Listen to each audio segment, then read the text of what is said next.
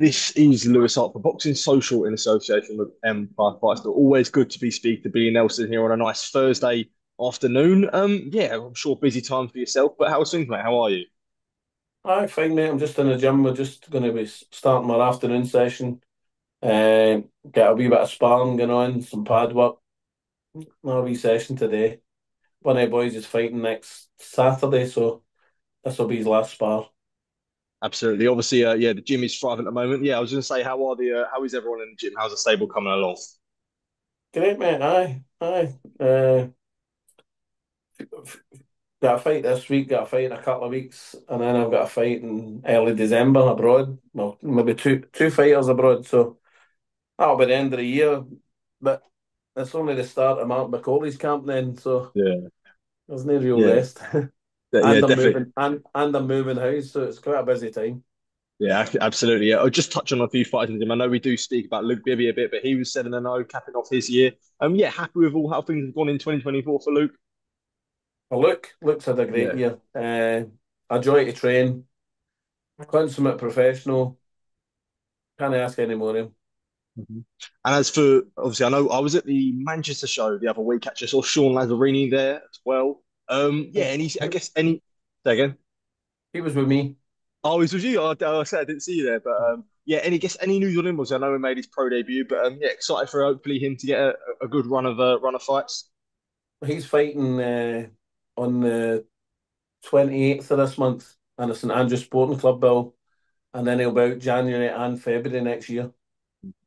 Yeah, and I guess for Sean, how important now is that activity, as you say, because he's such a good talent. You know, he's beat some very good fighters as amateur. Obviously, I know Taylor Bevan's one that just Simon Matcham, and he's obviously got a win of him in the Commonwealth Finals. I guess how exciting is it? I guess that he wants a good run of fights now to show how good that he can be. All he needs is activity. I mean, he sparred 8 rounds today with Emmanuel Colombo, and it was a fantastic 8 rounds, just fantastic. Great, great work for both of them. Definitely, for sure. And I guess we all move on. Obviously, I know you were on Talksport a couple of days ago talking about Martin Bakole and the whole Perspy situation with him. Yeah, I guess as it stands, like today is the day, and we'll find out in a couple of hours. Maybe probably after this interview goes out, we'll find out. But yeah, what is the situation? Would you say with Bakole and the IBF Perspy with Agit Kabayel? Well, as far as I know, the bid's at 5 o'clock, so I know there's going to be one bid anyway. I've been told there might be two or three, but we'll just have to wait, mate. It's purse bids. We just have to play it by ear, see what happens. Whoever's the highest bid, and then see if Kabayel still wants to fight. Do you have confidence? Obviously, I know you spoke on Talks what you said at the Wembley card. Kabayel come up to you and said, you know, I look forward to fighting you. So, do you have some confidence that this fight will happen? Well, at that time, the talk was the fight was going to be on the 21st of December, and the money was very good money, very good purses. Will they be as good in this purse bid in the purse bids? We'll just have to wait and see. I don't think they will be, but we'll wait and see. Definitely. And I did want to quickly move on as well on that. And I wanted to just ask you about something that was sort of highlighted on the weekend. And for yourself, you've been pretty open to the Daniel Dubois fight. You've always banged on about Coley potentially fighting Daniel Dubois. And Eddie Hearn, in an interview with Stomping Ground, Eddie Hearn got asked about this, and he said that fight would never happen in a million years because Bakole brings no value and he brings no money. I guess to hear those comments, I know Dubois is not Hearn doesn't promote Dubois, and neither does he promote Bakole. But was that frustrating to hear and a bit disappointing to hear from Eddie? Well, I think he's bang out order saying it because a few of his fighters don't bring. It's no Eddie's money. That's what Eddie's forgetting when he's making a statement like that. It's the Saudi money. Eddie doesn't pay the purses that the Saudi shows. It's His Excellency and the Seller Group, not Eddie Hearn or the other promoters that work over there. It's the Saudis. So it's if it's worth it to the Saudis to put the fight on, they will. They say they want the best fights.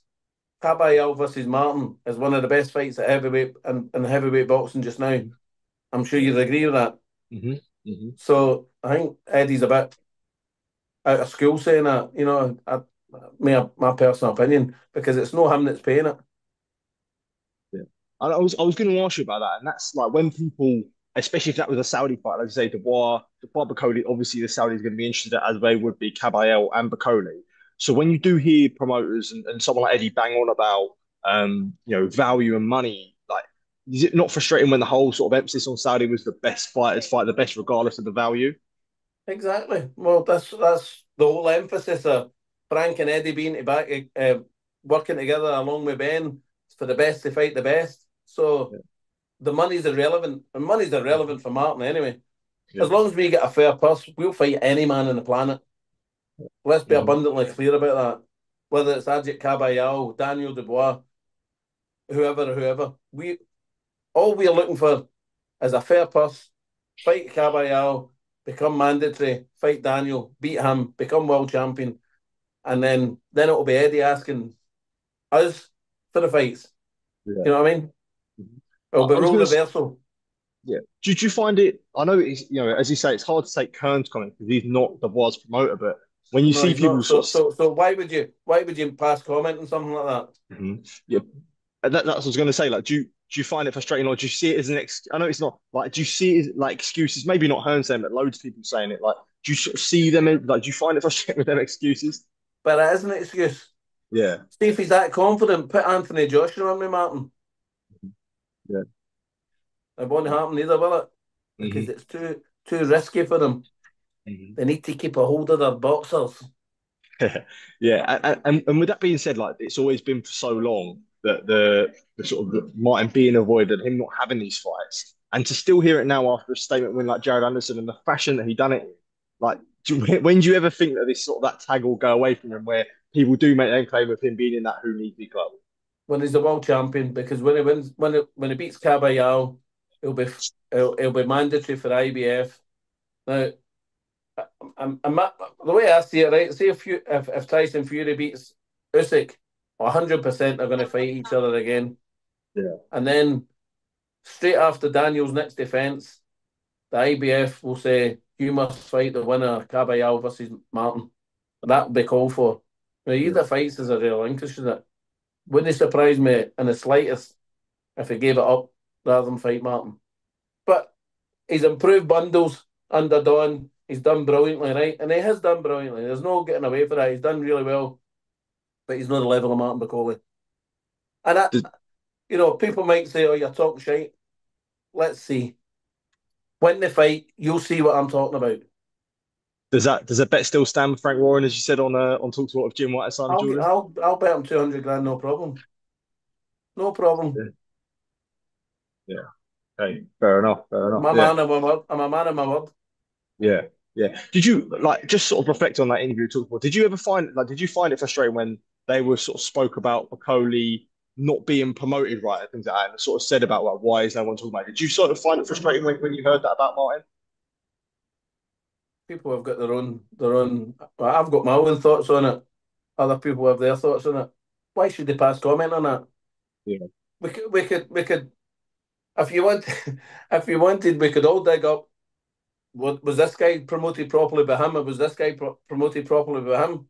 Keep your nose out of people's business. you hear this, I guess. Do you feel like it's always been yourself and Martin? Do you feel like your back is up against the wall? Like is everyone versus I guess yourself and Martin in a way? Do you ever see it like that?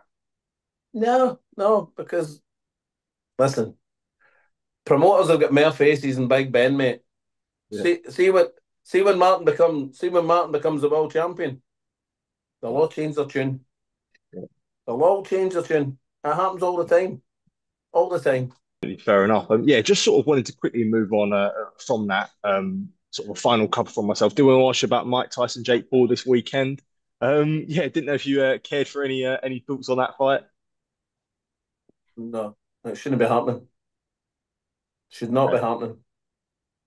Who wants to Well, remember? Who I want to remember Mike Tyson for what he done when he to become the world champion and what he done just after that.